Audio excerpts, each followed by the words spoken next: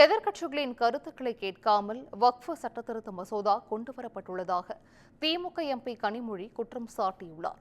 தூத்துக்குடியில் செய்தியாளர்களிடம் பேசிய அவர், வக்ஃப் சட்டத்திருத்த மசோதாவிற்கு எதிராக நீதிமன்றத்தை நாட இருப்பதாக கூறினார். இது அடிப்படையில சிறுபான்மையின மக்களுக்கு எதிராக கொண்டு வரப்பட்டிருக்கக்கூடிய ஒரு மசோதா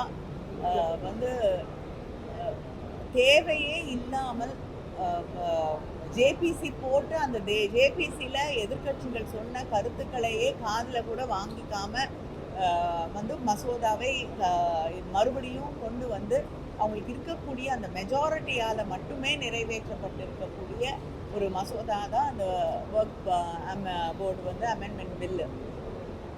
அதை இன்னைக்கு அத்தனை எதிர்க்கட்சிகளும் எதிர்த்திருக்கிறோம். யாரும் அதை ஏற்றுக்கொள்ளவில்லை. தமிழக முதலமைச்சர் அவர்கள் அசம்பிளியில அதுக்கு எதிராக ஒரு ரெசல்யூஷனை பாஸ் பண்ணியிருக்காருங்க.